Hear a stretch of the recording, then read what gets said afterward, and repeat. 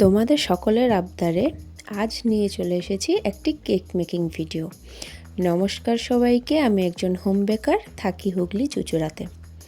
তোমরা অনেকেই আমাকে রিকোয়েস্ট করেছো বেশ অনেক দিন ধরে যে তোমাদের কেকের একটা মেকিং ভিডিও যেন আমি রেডি করে দিই। বাট আমি এখন অবধি কোনো কেকের ভিডিও রেডি করিনি, তাই জন্য সেভাবে করা হয়নি। তো এখন থেকে আমি ঠিক করেছি, তোমরা যারাই আমার কাছে কেক অর্ডার করবে আমি প্রত্যেককে মেকিং ভিডিও রেডি করে দেব। তো তোমরা সবাই দেখতেই পাবে তোমাদের কেকটা কতটা হাইজিন মেনটেন করে করা হয়। অ্যাকচুয়ালি আমরা যারা হোম বেকার আছি তারা আমরা প্রত্যেকেই জানি যে হোম বেকাররা প্রচণ্ড হাইজিন মেনটেন করে একটা কেক রেডি করি। তো সেটার সাথে দোকানের কেকের কম্পেয়ার করলে হবে না।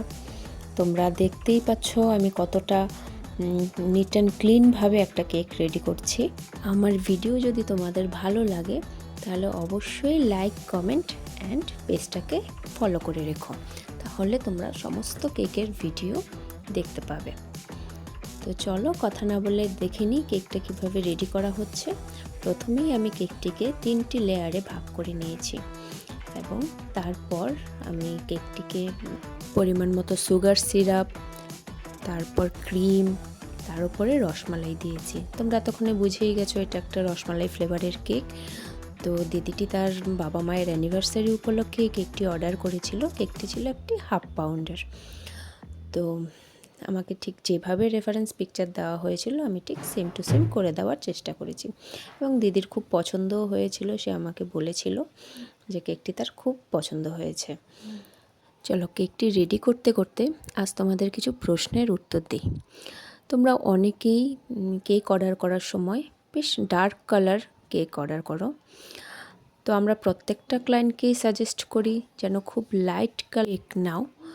বাট তোমরা অনেকেই আছো যারা বাচ্চার জন্মদিন হোক বা বাবা মায়ের অ্যানিভার্সারি হোক বা যে কোনো পারপাসে তোমরা ড্রেসের কালারের সাথে ম্যাচ করে কেক অর্ডার করো।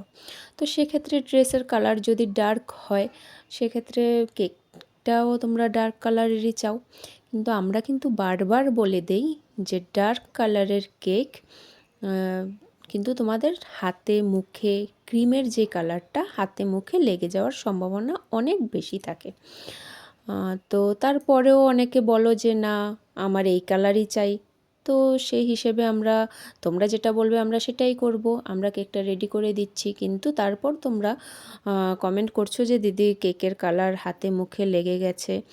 তো ভাই আমরা তো আগেই বলে দিই, তখন কেন কথাটা শোনো না, আমি সেটা বুঝতে পারি না। তো যাই হোক, তোমরা প্লিজ সবাই চেষ্টা করবে লাইট কালারের কেক নেওয়ার জন্য। লাইট কালারের কেকও দেখতে ভীষণ সুন্দর হয়, খুবই ভালো হয় দেখতে। তো তোমরা চেষ্টা করবে লাইট কালারের মধ্যে কেক অর্ডার করার জন্য। এত ডার্ক কালার খাওয়াও সত্যি স্বাস্থ্যের জন্য খুবই খারাপ। তো যাই হোক, তোমরা দেখতেই পাচ্ছ কেকের ডেকোরেশনটা অলমোস্ট কমপ্লিট হয়ে গেছে। এখন আমি কেকটি প্যাকিং করে ফ্রিজে রেখে দেব। এই কেকটি আমার বাড়ি থেকেই এসে পিক আপ করার কথা। তো ক্লায়েন্ট যখন আসবে তখন আমি দিয়ে দেব। এই ছিল আজকের অর্ডার। তোমাদের যদি খুব ভালো লাগে আমার কাজ তোমরা অবশ্যই আমাকে কমেন্ট করে জানিও এবং নতুন নতুন ভিডিও দেখার জন্য পেজটিকে ফলো করো।